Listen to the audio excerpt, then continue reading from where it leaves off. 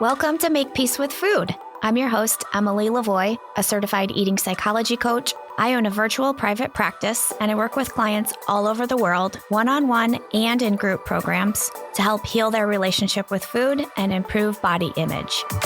Here at Make Peace with Food, we believe food is not your enemy, that eating should be fun and bring you joy and pleasure, not stress and guilt.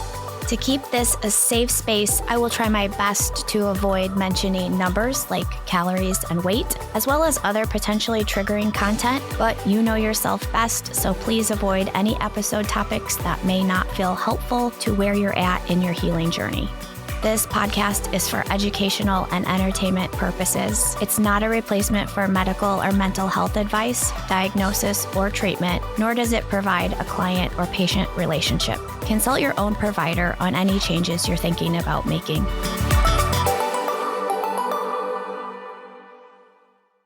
Today's episode is brought to you by my one-on-one coaching.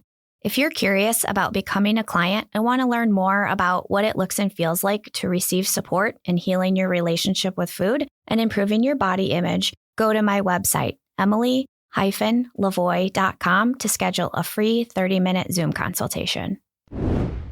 Welcome to episode number 0. This is a solo episode, and the point of this episode is for you to, 1, get used to hearing the sound of my voice, and 2, to give me a chance to explain what it is that I do, what it is that I don't do, and how I help people, as well as giving you a little bit of my backstory and what led me down the path to where I am now, helping people transform their relationship with food and improve their body image.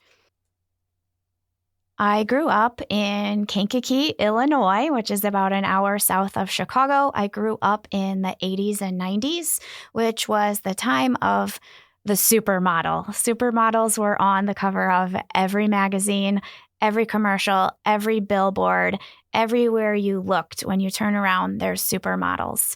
So what we call that currently, the buzzword, I think, is like heroin chic. So incredibly thin, long, tall. This was also the time where everybody was eating fat-free. So think of fat-free salad dressing just coming on the market, fat-free sour cream. Oh my goodness, Snackwell's Devil Food cookies. I can see that box in my head. And the people who I was around as a child were following these fat-free, quote-unquote, rules. Everybody was doing it.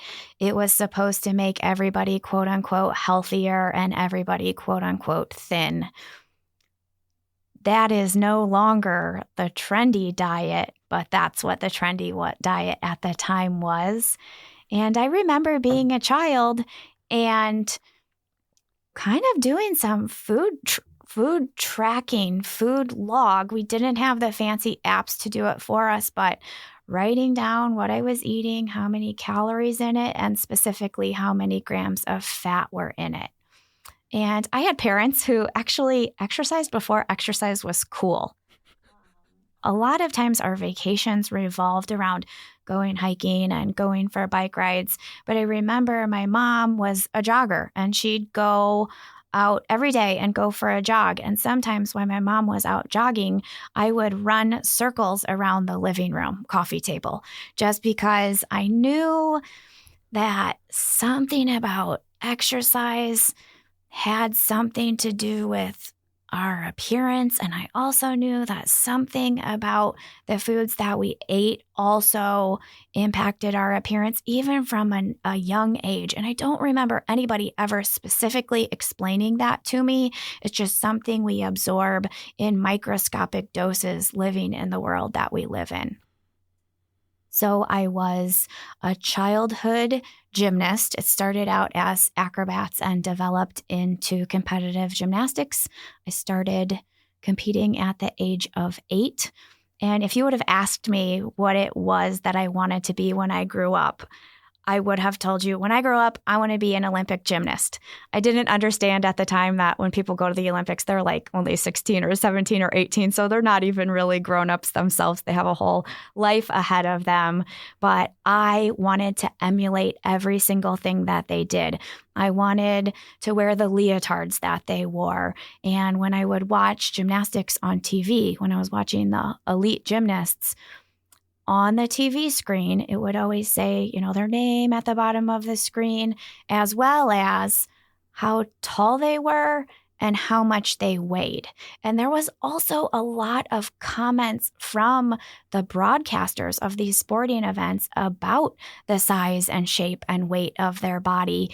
And I think because there was so much conversation, their body size really took on a large emphasis of they were able to do what they could do and compete at the level that they were competing at because of their body size, shape, and weight. So we know that being an athlete increases the risks of a person developing food and eating challenges and developing a negative body image. When I got to high school, I started the diving team. Actually, my mom encouraged me to start the diving team because I was going to a high school where I didn't know anybody, and she really wanted me to make friends. The high school that I went to did not have a gymnastics team, so I was still competing in club gymnastics, but diving on the high school diving team. I eventually did end up quitting gymnastics because I was excelling at diving, and my high school diving coach was really sure that I would end up receiving a scholarship for diving, which I did. There's a specific day I remember at gymnastics practice where some people I had never seen before, it was a man and woman, and I think they may have been college students, came in and they were going to test all of myself and my teammates' body fat. I think, looking back on it, they may have been college students that needed practice learning how to test people's body fat. So if you don't know what this is, it's almost like this enormous pair of tweezers, and you kind of pinch these tweezers on certain places on a person's body. So somewhere like on the leg by the thigh, usually somewhere on a person's abdomen. And I also remember the back of my arm or my tricep getting pinched. And we were all right in front of each other. We weren't doing this in private. Everybody was standing and sitting around. Everybody was finding out what everybody else's body fat was. And I know this sounds so silly. I'm almost embarrassed to say it, but out of all of the gymnasts, I specifically remember that my body fat was lower than anybody's. And I was small at the time. I was a child. And from that point on, I kind of remember developing this weird obsession with, and I want it to be even lower. And my goal would have actually been 0 because my childhood brain was not developed enough to understand at the time that we need body fat. Body fat serves some very important purposes and makes us healthy people. It really impacts our hormones and so many other things in our body. But I was under this impression because of our society and the culture that we live in that body fat is quote unquote bad and I need to get rid of it in order to be quote unquote good. I also remember the poor little girl who had the highest body fat of anybody on the team. And gosh, to this day, it kind of breaks my heart because I think of how much that impacted me, and I was the lowest. I can't even imagine how much that would have negatively impacted her body image and her relationship with food. So in college, I was on the diving team, and gosh, I almost imagine, or I kind of wonder what it would have been like to have a college experience as a non-athlete, just a regular college student. I don't regret being a college athlete, but I do feel like college athletes have an entirely different college experience. We spent at least 3 hours a day in the pool. 6 days a week. There were days where you had 2 practices. At least once a week, I would go in, or everybody had a turn going in at 6 in the morning, and they were working with the coach one-on-one. I was definitely hungover at some of those morning practices. There's another specific memory that I have that happened in college. And this happened multiple times. So when you're a collegiate athlete, you spend a lot of time working out and doing strength and conditioning. It helps to protect you from injuries, and it also can help improve your power and your performance so that you can jump higher off of the diving board and flip and spin faster, and it just gives you better control of your body. Sometimes when we were at strength and conditioning, we would have to max out. So we were seeing how much we could squat. We were seeing how much we could bench press, how much we could deadlift.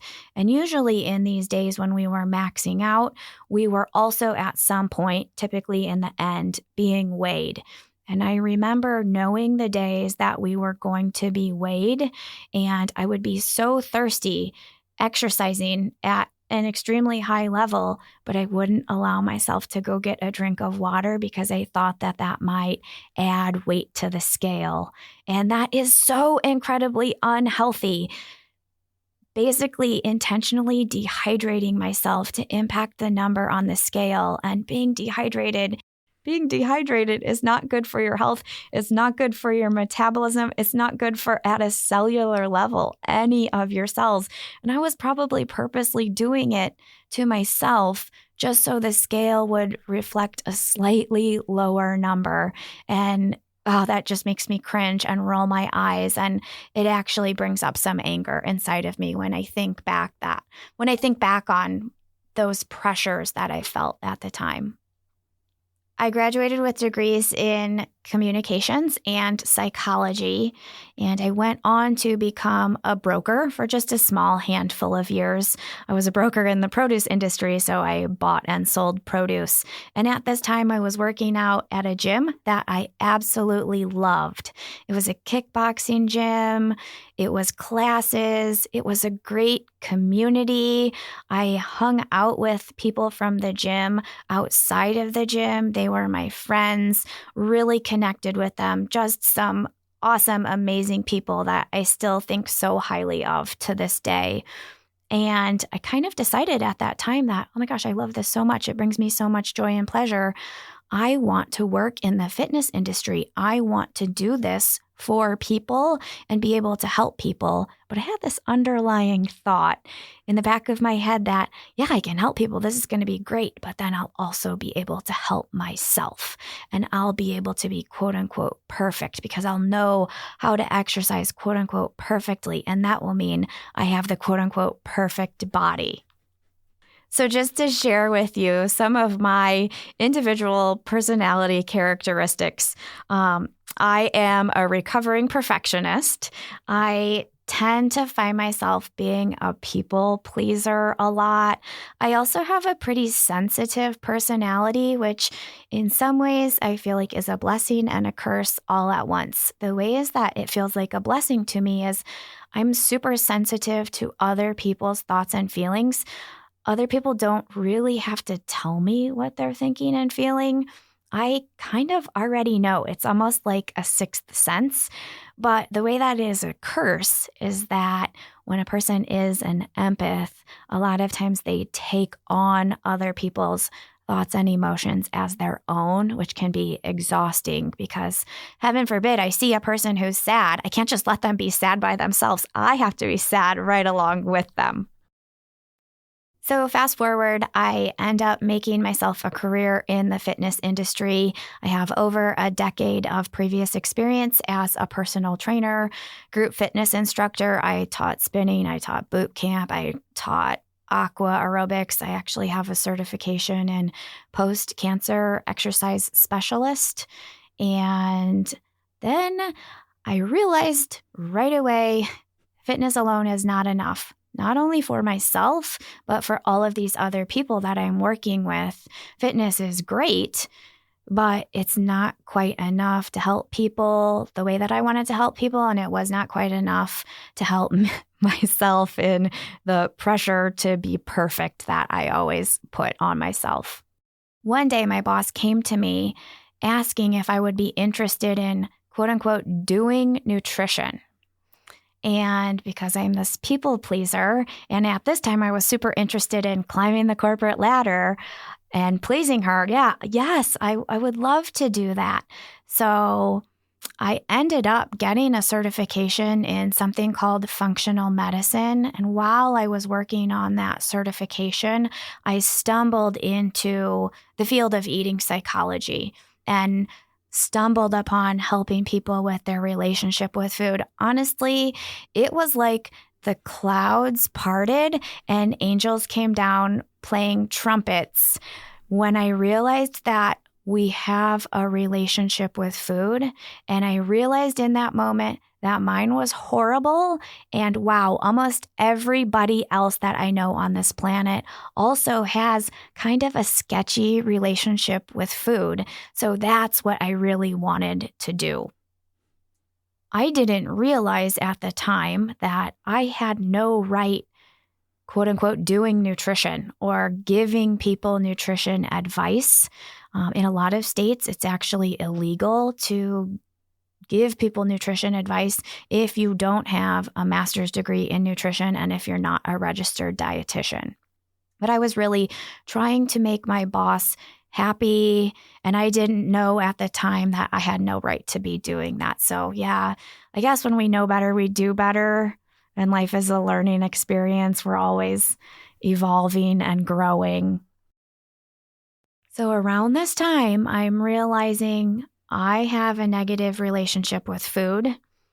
And as I'm exploring my negative relationship with food, I'm kind of realizing, wow, I actually have an eating disorder. And I've never been diagnosed with an eating disorder because I have never talked to a healthcare provider about the thoughts and behaviors around food and body image that I was struggling with.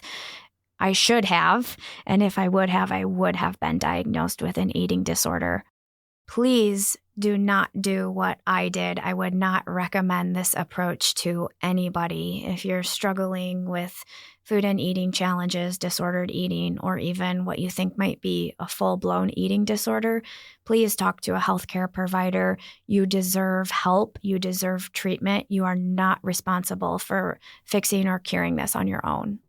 It's really kind of screwed up what was going on in my head. I was kind of straddling this weird fence where one leg was on the side of the fence that I have to stop engaging in these behaviors. These behaviors are harmful, toxic, disordered. Yet I'm helping people with nutrition and I'm kind of giving them like the quote unquote tips and tricks of the things that I have to stop doing.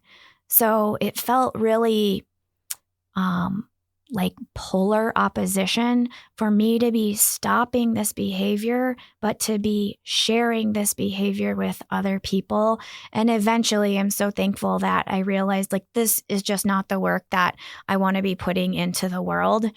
And I left my job in the fitness industry and started my own private practice, which is virtual, helping people all around the world to transform their relationship with food. I'm well aware that the majority of people listening don't have a full, in-depth understanding of what eating psychology coaching is. So I'll take a little bit of time to try to explain that.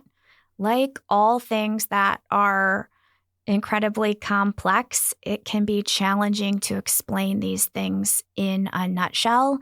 I think it would be helpful if I start out saying what I'm not before I go into saying what it is that I do.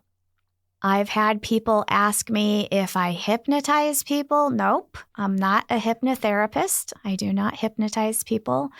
I have had people ask me if I'm a nutritionist. Nope, I'm not nutrition. I'm not a nutritionist, but I do talk about food a lot with my clients, but it's more so the relationship with food that we focus on.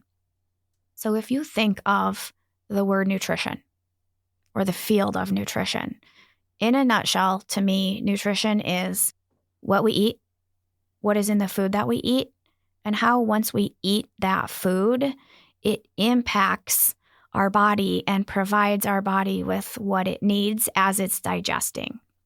Okay, now if we think of psychology or the field of psychology, to me, that is our thoughts, our brain, why we think the way that we think, how every experience in our life impacts the way we think. But then this incredibly important word that we can't leave out when we're talking about psychology is behaviors.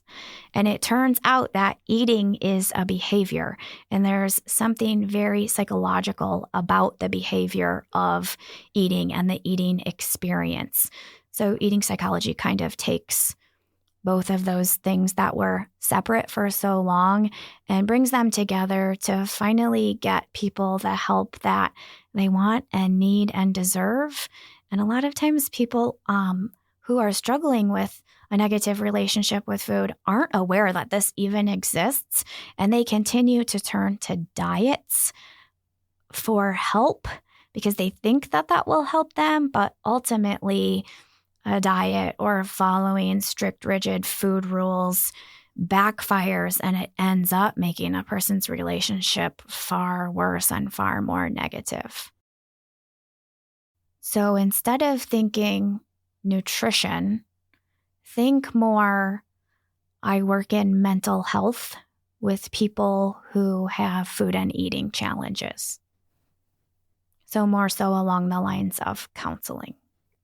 I acknowledge that a lot of the people who come to me and become clients want to lose weight. The majority of people who live on this planet wish that their body was smaller.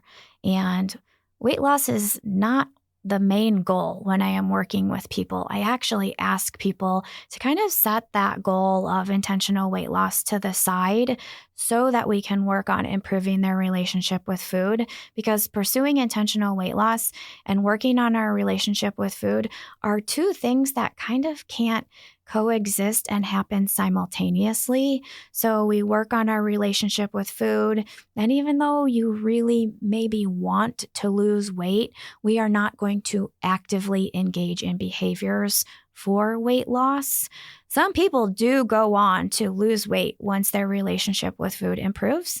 Some people's bodies stay exactly the same. Their relationship with food gets to a great place and it's very positive and their weight doesn't change at all.